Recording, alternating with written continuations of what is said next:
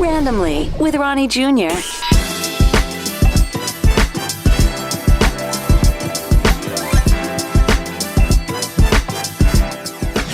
All right, so we are chatting with DJ Richie Skye, Skye. I want to get to what that actually means because every name means more than you would ever know.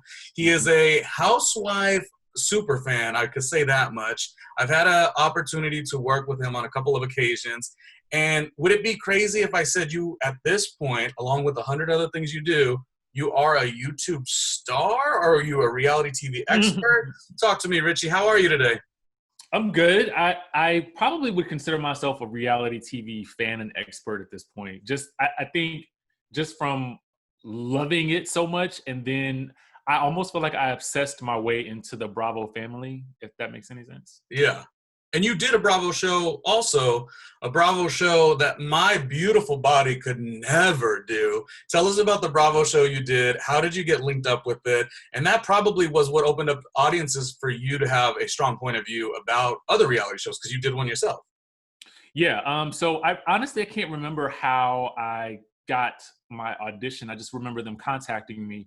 And it was for a show called Stripped. And at the time, there had never been anything like it on TV, I think, except for maybe like Naked and Afraid, if that's probably the only thing I could compare it to. So it was that April of, I think, like 2016, I got the call to do the audition, and it was kind of like it was a Skype situation. Yeah. It lasted for 2 hours. And after that 2 hours, I didn't hear anything from them for another probably 6 months. So I got a text message in October asking if I was still interested in the show. And I was like, okay. But I mean, the crazy thing about that is I felt like I'd had a pretty hard summer. I think LA, and I think we've talked about this a lot before, is that LA is a very lonely place, which is very interesting, especially if you're from the East Coast, like I was. And so I didn't work out or anything like that over the summer. I was just kind of like working because I found a pretty sustainable job, which is also kind of difficult to find in LA at times. And so I was working, I was putting all my energy and effort into that, and obviously still hosting and stuff like that at AfterBuzz because I just started there. And so I got the text message from them and they're like, hey, are you still interested in the show? And I was like, sure, yeah. So, we had some emails back and forth, and they were like, well, can we meet you at your apartment? So I said, okay. Leave from lunch from work, go home to my apartment so they can meet me and see what my apartment looks like. Still don't know that I'm gonna have to be naked. At this point, I don't know. So then, like, after I signed the contract, I was kind of nervous about that because the contract is like, it's some serious stuff. Like, yeah, lots of control. A lot, okay? And I was like, I'm afraid to kind of give up that control. But then they were like, I finally signed, and I learned about negotiating. I'll say that. And then I think at some point, probably maybe a week before, they took me out to dinner. And it was the 3 producers, the 2 associate producers and the main producer. And they basically told me over dinner and drinks that I would have to be naked. And so at that point, I was like, oh, but, I've already signed up. And yeah. I don't think it really hit me then. And so the next week I was like, okay, well, let's just do it. And because it seems like they almost salivate your like what this could do for my career or an experience. And then it's like right up to the wire. It's like, oh, would you play ball with this? Would you play ball with this concept? And then all of a sudden nudity was something you had to like make sort of a game time decision. It feels like. Yeah. I mean, I think to be truthful, they could have told me before. And they probably did, but I probably just glossed over it because the whole process happened so fast. So when they really made it abundantly clear that that was going to be the case, I just kind of like said, okay, well, it wasn't a situation where I felt tricked or anything like that. It just was a situation where this is going to be how it is. But I'm thinking it's television, so I'm not worried about people seeing me on television naked. I think it was just like, oh, okay, well, I didn't think about that, but never did I think that I would be naked on TV either. So, and the thing that was interesting about your show is, yes, you talked about Naked and Afraid, but I think that show was more to be funny and gimmicky and or I guess hooking up because they were doing tasks, but basically, yes, the stripped word is what you think of. But like, I watched the series and I watched all the episodes. Yours was a bit of a finale episode. And it really did have context of like what it's, I mean, people aren't going to get outside of the strip part, the naked part, but there is a concept from when I watched the show about being like stripped down to your core. And you mentioned that a little bit while you said, because you were throwing yourself into work, your weight was not maybe intact or whatever. So it was a really good show. And I think that is what gives you a little bit more of a point of view with reality TV as an expert, because there is a bit of a song and dance. I did a TLC Network episode, and there was that, let's play ball. Ronnie, will you play ball with this and that and this? And I remember being like, okay. And then yes, and then no, and then no, unless you're willing to pay my rent. So I feel like that is what makes you an expert, but it makes me, there's so much people online that are talking about pop culture, reality TV, but what I like hearing it from you, because there's a relatability that I have from the experiences that I've had as well. What shows are you loving, and how do you think that your channel continues to gain more and more fans each and every day? I think the last time I looked on it, it was like, you say one thing about Kenya Moore, love Kenya Moore, and 90 comments. While I know you earned that, Richie, it's still something I'm sure you don't take for granted. No, I don't take that for granted at all. I mean, I'll answer the first part first. What shows am I watching? Obviously, Atlanta, Real Housewives of Atlanta. I'm excited for Potomac to come back. I'm a big fan of Real Housewives of New York. I wish it was on year round. Beverly Hills surprised the hell out of me with this past episode. But I've always been a Beverly Hills fan since season 1. So for me, it's like I've been kind of rooting for it to kind of get back to its glory days. What else am I watching? Obviously, Love and Hip Hop is something that I'm doing pretty frequently on my channel now. I'm trying to get really consistent with that. And outside of that, I watch a lot of Netflix shows and stuff like that on Hulu and stuff. You know, really, I'm watching Ozark at the moment, and that's really, really good. And The Sinner.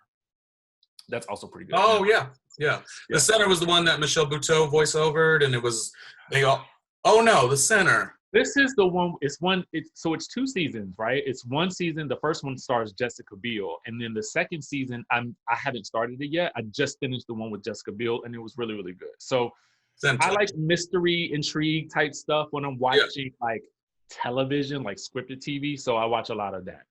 Well, I agree with you. I mean, I love reality. I watch, Housewives of New York. I think Sonja Morgan is a poet, and it's good and all. And I don't know if you run into this because you're consuming it. It's very jolty at times. It's either drama or like a jolt of fun.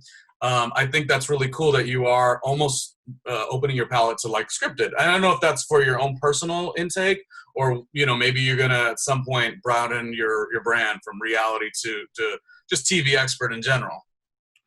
Well, to be kind of truthful, I'm definitely broadening in the sense of just trying to. I mean, I think it's one thing to sort of focus heavily, like when you're on YouTube, it's kind of like the way the algorithm works. It'll help you with something if you are an expert at this. It helps your CPM, it helps you grow. But I think you also have to make room to expand to other different things and sort of do that gradually and introduce your audience gradually to something else that you might like, and then sort of get their feedback, and then you build from there. So I think there will come a time, because of this whole quarantine situation, where there may be a gap in shows. Mm-hmm. And I'm assuming that could be around, November, December, because right now, specifically with what I do with Love and Hip Hop, even with Housewives, all of these shows are going to come to an end, and nothing's able to film right now. So anything that's able to film probably won't start until July or August. And so at that point, we know that typically it could take, 4 to 5 months to film a season. And then it could take also, another 2 months for them to even edit the first couple of episodes. And then not to mention the color correcting, all that other stuff that kind of goes into it that really gives the show its gloss. So I don't know. I don't know what I'm going to do at that point, but I guess we'll see. He's like, if you stay ready, you ain't got to get ready. That's exactly. I'm going to do a compliment to you and then a question. And the compliment's going to be as simple as this. Again, Richie and I got a chance to work on an AfterBuzz project, recapping one of the Housewives shows. It was fantastic. But the compliment here is, when I tell you he is open or has been open to, let's say, our colleagues, I guess you would say, to like give every bit of knowledge that he's learned in this arena is something I have not seen in a while. You know, everything from here's the royalty-free music to this is how it's working for me, or if you want to get involved in the health herbal tea and maybe, you know, showcasing that on your channel. I will say that even me, as I'm starting my project, like I've asked Richie about 15,000 questions. So kudos to you for just like having that. I never would have expected it. So it's very when and if, but then when I'm successful as shit, I'll remember these kinds of moments because it took a lot of vulnerability for me to do it. Maybe I got in my own way, but whatever, it's done. We're going forward. And it's even hard to admit that, but I really, really, really appreciate you being able to be like, yep, here's the answer, boom, and hurry up. Now to the question. One of the things that makes Richie really good at this, not just because he did a reality show, but I want you to tell me about right before you did this, you had an actual journalistic job in Miami, and I want to know what that experience feels like to like have that television job, terrestrial television, something I think we work to and there's a lot of credibility in it, and then that project ending, and how did you feel at that moment? Was that the impetus to switch over to YouTube? Okay, so first, thank you for the compliment. I appreciate that. I love just helping people. I feel like I don't understand why more people don't, but that's just me. So you're right. It is something I think a lot of us sort of aspire towards in terms of working to get that network gig, that daily talk show type situation.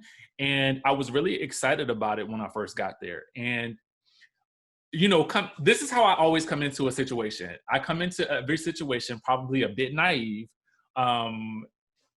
but I always feel like I'm coming in with a ray of sunshine. I literally do, because I'm just happy to be there, right? And so what I discovered was that everybody's not a ray of sunshine, okay? A lot of people, just to be real with you, I think that there was a co-host that I had there who I shall not name, right?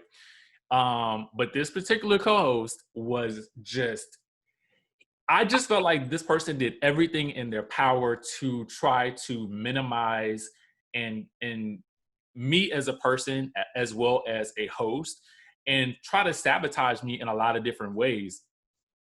Things that happen kind of behind the scenes.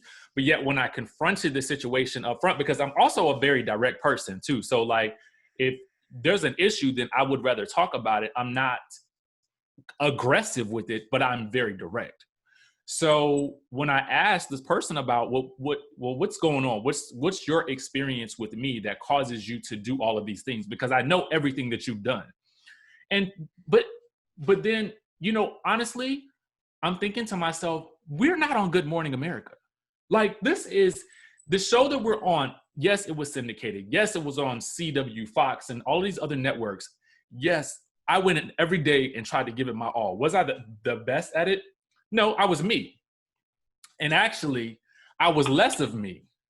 That's another thing too. You know, when you are in a situation, to me, where I'm the only Black man, not only that, I'm a Black man with a bunch of tattoos and piercings. You kind of toe this line of like, you know, am I gonna be the real me, or am I gonna be conservative me that I feel like people want to see on television because I know what they're used to having in this environment? And then being the only Black man there. And it's not like it was a black or white thing, because the majority of the people that I work with were Cuban. So it was just, there was a lot of things going on. Now, granted, I never felt any type of like racism or anything like that. That's not why I mentioned this. I just mean to say that I was the only one of me there. And to have the experience of somebody who has way more experience than me really try to derail me just because I'm new, it was very disappointing. So I think it colored a lot of my experience while I was there, but I did gain a lot of experience as well, like interviewing people, learning how to read a teleprompter, listen to someone speaking in your ear at the same time, and then have a conversation at all of that's happening all at once. So you learn a lot. And what I learned is that, number one, it's not for me. That's just the bottom line. The other thing I learned is I still want to do it, even though it's not for me, but I want to do it when I want to do it and how I want to do it. Nice. So at that point, I started to, around the December of that year, of 2018, I started to feel like I'm a little bit unhappy with this whole situation. And I started to look for other, not really other opportunities, but like, what else can I be doing with my time? Because honestly, I'm only working 4 hours a day. Did you also feel that your time was up there because of you or because of them, or both?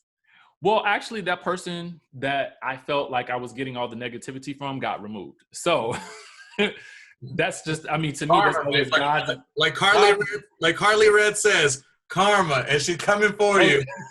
Okay. And I was like, I couldn't be happier. But when that happened, a lot more responsibility fell on me and my other co-host to really make a great show. And she and I honestly had literally the best chemistry ever.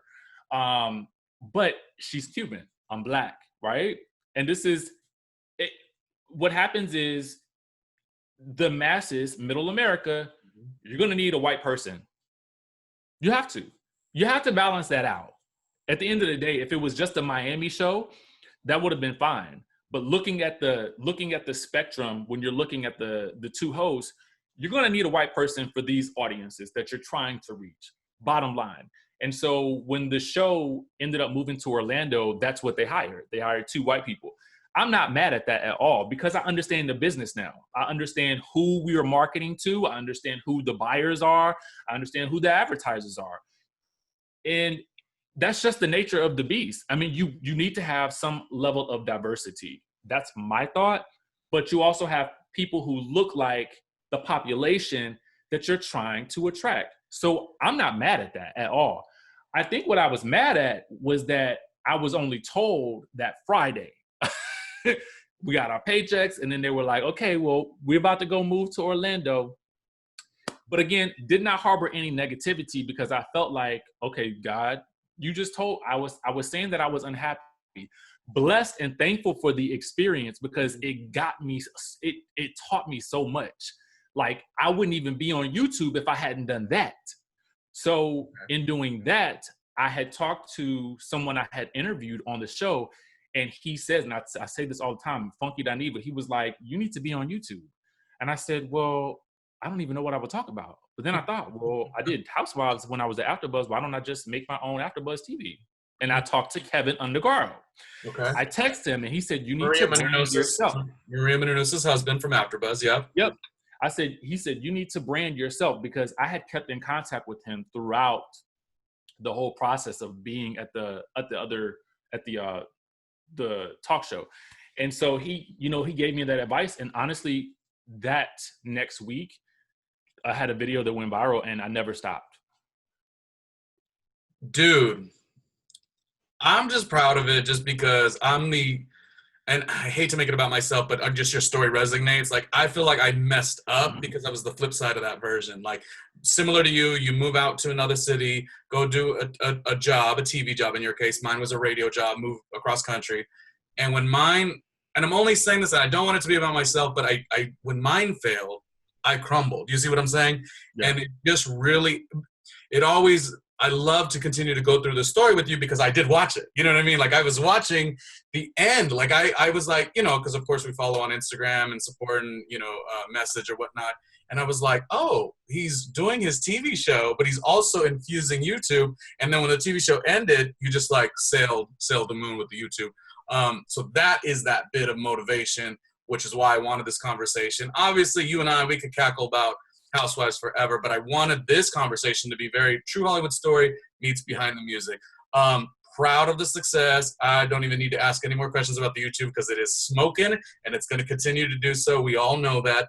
Is there any other parts of your story that is imperative to some of the successes and even setbacks of your career? When I think of your name, DJ Richie Skye, was there like a moment that you staunchly were going to go just into music? And how do you continue to reshift and do the Joan Rivers of it all, which is reinvent? So I used to, believe it or not, I used to rap, right? So I've always been into music, all that good stuff. And around, I think 2007, I released an album. I was in a group. And then 2008, I moved to DC. So my group mate was in Richmond, Virginia, and I was in DC. So she basically decided that she couldn't do it anymore, and I needed to figure out what else I needed to do. And so I decided that, oh, okay, well, I'll just do this myself. I'll just continue rapping myself. And a friend of mine, so funny. This is so funny. A friend of mine was like, hey, let's do a YouTube show. I was like, what? He was like, yeah, I don't know. He was like, we can talk about like hot topics and stuff like that. And I was like, okay, fine. I got into a car accident. So totaled my car, and he wanted to film like 2 days later. And I'm like sitting there like doped up on medication. So we did it sitting on my couch talking about whatever we wanted to talk about. And we called the show The Morning Wood Show. All these things are still on YouTube from way back when. So in doing that, we ended up, interviewing like Lil Mo, Frank Gatson, who used to choreograph for Beyonce, Luke James. And it was so weird. And he was like, well, we should start doing like a monthly happy hour. I was like, okay. Now, mind you, the name I had chosen was already Richie Skye. So, and for me, that was a take on Reach the Sky. And my friends picked that out for me. And so he said, well, because I was already kind of bringing music to all my friends' functions and stuff like that. And so he said, well, maybe you should start just playing the music at the monthly happy hour. I was like, but I want to be in the crowd, like talking to people. He was like, no. He was like, think about it. If you are actually behind the booth playing your music, you can actually play your own music while you're spinning or doing the, you know what I'm saying? Like work your own music into what's already out there right now. And I was like, okay, that's smart. So the next thing you know, I kid you not, I'm literally being booked to DJ. I don't even have a board at this point. I'm just playing song after song after song, right? Mm-hmm. So somebody looked at me one day and was like, a friend of mine, he was like, you might want to get like a mixer or something like that. I was like, good point. Got the mixer for a year. I'm going to tell you the truth. Did not know what I was doing. Had no clue what I was doing. Just added the DJ to my name, and I just started getting booked. It was crazy because at that point I started to get like flown out to different places to do stuff. And so interestingly enough, we stopped doing the Morning Wood Show. We never took those videos down. So I kind of doing all of this kind of brought me back to YouTube, which is kind of funny. Yeah. But when I moved to LA, I was determined that I wanted to continue in music.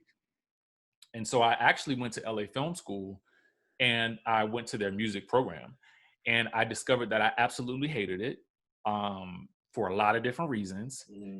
And I kind of was lost for a little bit, for like a couple of months. I didn't know what I wanted to do. You were new to LA at the moment? Yeah, so I moved there in 2015. I started school July of 2015. I think I quit in November. I went to work at a marketing company and decided that I hated that drive. So I just one day I just didn't go back. Then I started serving at St. Felix in West Hollywood. And at the same time I started there was when I started at AfterBuzz TV.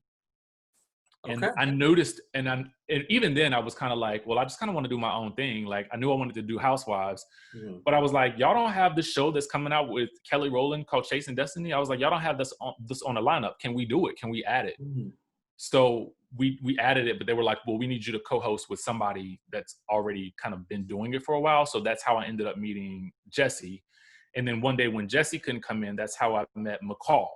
And then me and McCall just developed this like relationship. It was crazy. And we were doing Married to Medicine like every season. And yeah, I mean, I think I learned probably the most from her.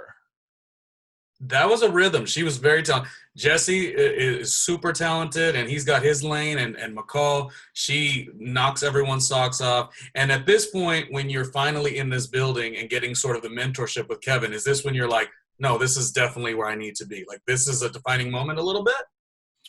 So not really. That wasn't until later, I think, because around that same time, it was so much that happened. It was like I started at AfterBuzz, auditioned for Bravo. Mm-hmm. Then at some point, I got a new job, and then I did the show Stripped, and sort of I fell into a space of like, okay, number one, I knew I liked doing AfterBuzz, and I knew it was for me, but I didn't figure out who I was in that until I started leading shows, I think. Mm-hmm. And the reason I say that was because I had to determine that I could not be Jesse, I could not be McCall, Mm-hmm. but I could be me. Yeah, your own And stuff. I'm not a comedian, so I don't give what Jesse does or what a McCall could do. But I am animated. Yeah. That is something I know. So for me, it's like that's my gift. I mean, I'm excited, and I don't have to try to be anything other than just who I am. And I think once I fell into, okay, this is me and this is how I'm going to do things, I started to notice that they started to ask me to do more. And I think it just kind of grew from there. And I never said no to anything. Oh, okay. Very Shonda Rhimes. Yeah, you just gotta do it. Which I said earlier in my compliment to you, which was how you encouraged me, because I was like, oh, I don't have this, I don't have that. You're like, no, you just have to do it. You just have to do it, and that is important. So, Something I learned too while DJing was that one gig always led to the next. Mm. And I think that's why I always would say yes to things, because I, in my heart, always know that this one thing that I'm doing, that I'm putting energy and excitement into, is going to lead to something else. I don't know what, but it always does. What is it? Like one job begets the next job, begets the next job. It's one of those things. Before, I just have a couple pop culture questions. I don't want to waste too much of your time. Do you want to explain one of your bigger setbacks and how you persevered through that? Is there anything you want to share as far as like you look back and you're like, okay, I don't regret anything, but there was some setbacks, and what did you do to get through it? Hell yeah. So just being really honest, when I was in LA, I think my biggest setback was going to school there, was trying to go to film school, because it was very expensive and I just hated it. I hated every aspect of it, because when you go there, for me, my experience was, and I think at that time, a lot of other people's experience was, that they don't pay you. When you typically go to college, for people who maybe haven't been or don't know what the process is or don't remember, you typically request a specific amount for your loan, and then you request an overpayment so that you can have money to live off of. Well, they don't give you that overpayment until 3 months after you're in the program. And at that point, you are struggling. So the challenge is, do I go to school or do I go find work? Because I have to live. I have to pay rent. I have to pay bills. And you guys aren't helping me with this. And it's hard to find consistent work because you're in school. So it came down to me trying to figure out, do I work or do I go to school? And ultimately that set me back, in the sense of, before, I used to kind of consider myself being like an influencer or whatever you call that. But, when I moved there the next year, I fell into these hard financial times, and I had to, get all these loans and stuff like that. And so I constantly had these like loans and stuff like that hanging over my head, which ultimately made me depressed, because I'd never had money issues before until I moved to LA. Mm. I wish I had known then that, I just wish I would have handled that differently. I wish I would have started YouTube way back then, because then I would have had no financial issues. But I didn't know what I know now, Yeah. So, for me, I guess that's why I say I wish I had not let it impact me mentally. And I wish I had the belief and the faith to know that at some point in time, the money situation will be taken care of. Like, at that point, I was in over my head. I just felt like I didn't know what to do. So the only thing I could think of with bouncing back from that is that I discovered YouTube. And that, honestly, literally that first month, I was like, what's happening here? That's what you said. Is this real? We've talked about that off camera, how you said how it moved, and it's just it's quite inspiring. I just want to go to one thing. You said you were sort of in an influencer space, but you were really dark, behind the scenes economically. That's a wild exchange. I don't know what that is because I've never pushed myself as an influencer, but I do remember like doing morning radio on the Rick D show and going through like whatever, probably very similar, like low income at the moment, yet you're doing a job that you love. And I remember all the, the fan base or whatever. And of course, talking to Rick D's was like big spirit, but like, I feel like you might've had that similar thing when the money is so low, you're so dark, but then you gotta somehow, here's the line, you gotta go above the line to showcase influence. Like that is dark, Rich, isn't it? I mean, it feels like. Let me tell you the worst, okay? This is something I don't think I've ever told anybody this. So I had to do, this was so crazy. I had to do a red carpet appearance, and I went outside to go drive to it, and I discovered that my car had been repossessed. That is when I knew I hit rock bottom. And I told the guy that was working with me for my PR, I was like, I cannot go to this event. He was like, I don't care what you have to do, but you are going to get here because the show has to go on regardless. And it was such an eye-opening experience because, I mean, I was able to get it back. The only problem was it was the weekend, right? So it's a Saturday. You can't get your stuff back until Monday. Mm-hmm. So you're just looking like, why did I let this go? Like, and it's just being negligent because for one thing, you're like, well, where does my money go? Rent or my car? And I'm never going to be homeless. Yeah. So yeah. And it's a weird feeling because you're putting in all the work, but there's no, like, not reward, but there's no backing. Like, that's a weird feeling too. Like people, and this is not a knock to if you work a 9 to 5, but like a lot of people will never know what that's like. I mean, maybe if you go to schooling, I believe is similar where you put in so much, but no one will know like just how much you put in. And then you look at that bank account and it's like disrespectful. I love these conversations, but because I would be wasted of time if I didn't do some pop culture stuff with you, just because that is like your bread and butter. Before I ask my first pop culture question, I just got to tell you, okay, sacrilegious, but I'm not the biggest Beyonce fan on account of personality, okay? Talent, yes. But your friend, Riley, is it? What is the title? Because she's like the most sought out Beyonce entertainer. Yeah, she's a Beyonce impersonator. Yep. So because I only started following Riley through you, working with you, and then seeing that's your best friend, and then seeing the work Riley does. And Riley gives it. I'm a Riley fan. Yeah, that is like my best friend, which is so funny because we got closer when I moved to LA. Okay. And she didn't ever live in Los Angeles at the same time you did? No, she grew up there, but she moved to the East Coast, I think when she was, I think she ran away from home, actually. Oh, insanely talented. Maybe somebody I'd like to interview at one point. Yeah. But I just had to mention that because I'm not the biggest Beyonce fan. Huge Tina Knowles fan because she's goofy and corny and I love it. Huge Solange fan on account of the music. Beyonce, I struggle with, but not Riley though. Not my Riley.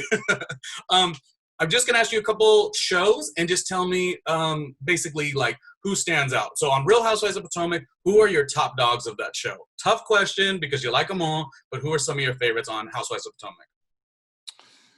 So interestingly, it probably wasn't the case when we first started this show, Monique. Yeah. I just because I've had the opportunity to meet her, we actually went out to dinner, meet her and Riley because her and Riley are best friends. She's a ball of sunshine, like she's a light. You know what I'm saying? So to me, I feel like maybe she gets a lot of dislike from some of the other ladies because of that light.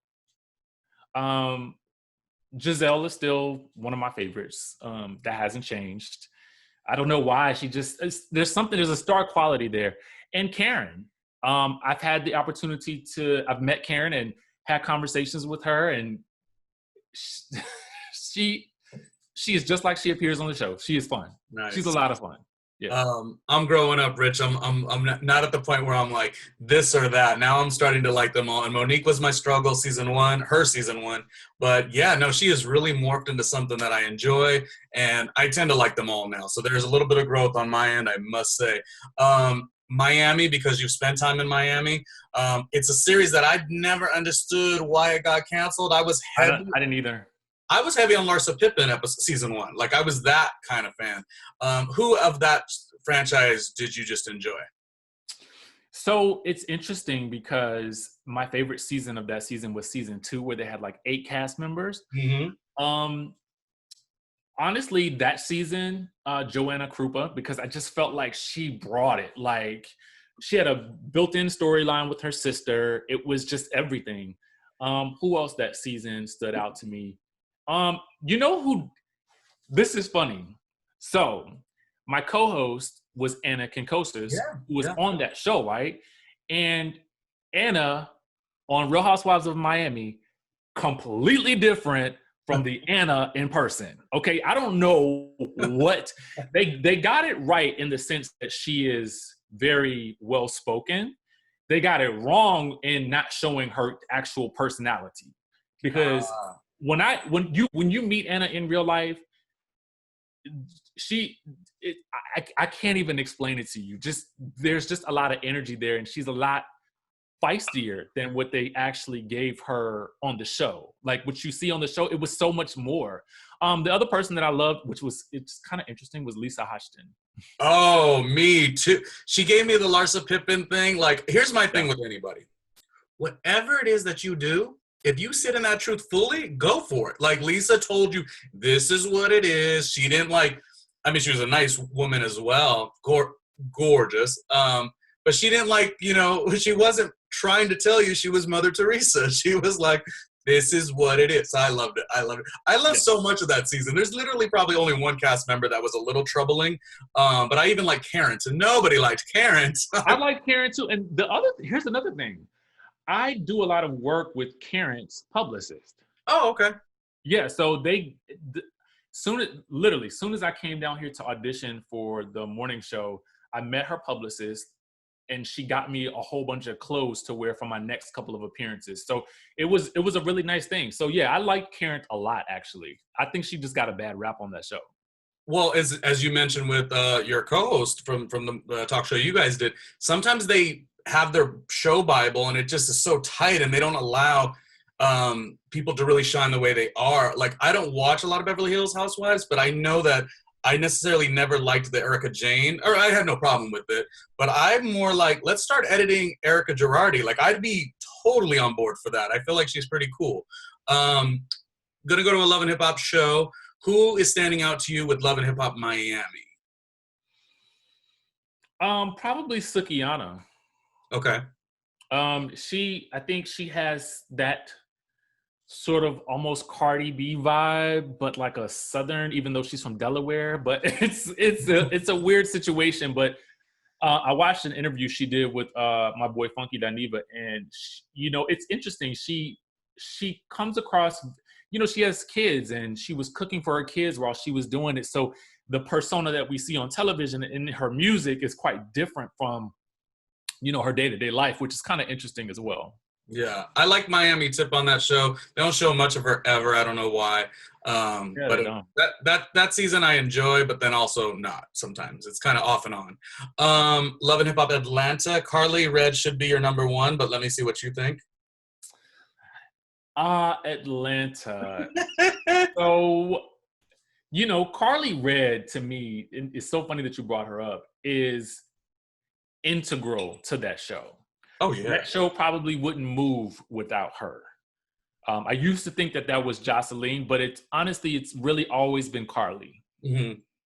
It has always been Carly. She stands out. Who else stands out as well on that show? It's so interesting because there's always so many new people added to this franchise. Mimi still stands out to me. Mm-hmm. And it's because I feel like she, Rashida, and Carly kind of anchored that show.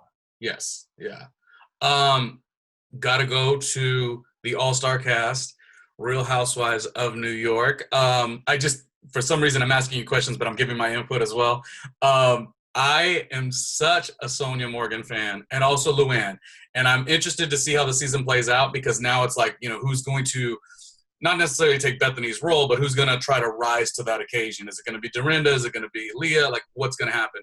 But I plug in every week, and I want more Sonja Morgan. I want her crest. I want her talking about being a bottom, all of it. Sonja Morgan will continue to give it to me. I got no issue with her. Sonja is like, this season is kind of bananas with Sonja. So I'm loving what she's bringing.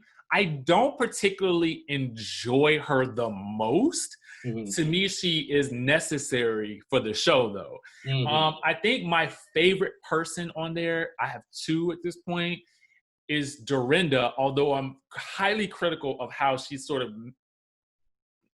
channeling her aggressive energy with Tinsley, because I feel like it's not a fair fight. Mm-hmm. But Dorinda I like because there's something real and raw about her that I just feel like it makes for really good television. And then Leah, the new chick, I think that they needed somebody like her, and they're going to need another person like her, because obviously Tinsley's not going to be back. They're going to need another type of Leah character in order to keep the balance of energy from being Golden Girls and then like younger Sex in the City. I do like an aged housewife, I will say. Are you at all upset? Because you used to tell me that you really liked Carole. I didn't necessarily see or understand Carole, and she is missed. She's missed. See, Heather's missed.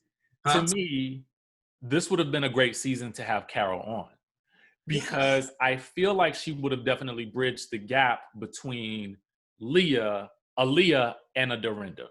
Right. Because Carole, I feel like when she's carefree, aside from that season that she was kind of bickering with Bethany, I feel like Carole, the carefree Carole, is she's kind of a cool chick, you know what I'm saying? And she doesn't need to do that much in order to be, to me, interesting. Because not everybody could be Sonja. For every Sonja, you've got to have a Carole, because they balance each other out, Well, so Carole, I kind of miss that energy. Yeah, well, Carole was the one who said, oh, no, you guys are missing the point. She's nice nasty. Like, Carole was very assertive, and she's like what we said about Lisa in Miami. She is authentically that. Like, people will get mad at her because she doesn't necessarily get hopped up on all these crazy things, but that is the life she's lived. So it's truthful. Richie, I can talk about these reality shows forever because you have such a perspective. I'm surprised they're not giving you the casting bag just yet, because you have a certain perception. Because he called Carole 3 years ago. He's like, oh, I like Carole, I like Carole, I like Carole. And I was like, oh, okay, I do too.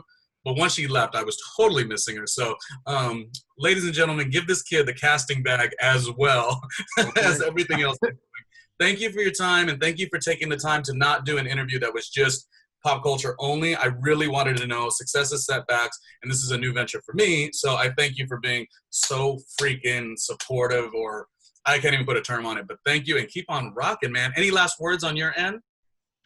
No, I mean, yeah, one thing, success likes speed. So keep it moving, like Kim. Always move. Whenever you have an idea, especially for anybody who wants to do anything in entertainment, just whenever you have the idea, just do it. Like, don't think about it. Just put it out there, because there's another phrase that that's been repeating in my mind, is that scared money doesn't make money. So I wrap almost every show by asking whether you guys love her like I do. She's my queen. Say one cool ass thing about J-Lo. Oh my God, I have every J-Lo album out. Okay. Let's see. For me, I feel like she's somebody that could put out an album every year, and I'm mad that she doesn't. That's probably, that's a compliment, but it's something I'm mad at. I'm with it. People laugh at me because I'm so gassed by her, and it's like, oh, but can she vocally sing? I'm like, you know what?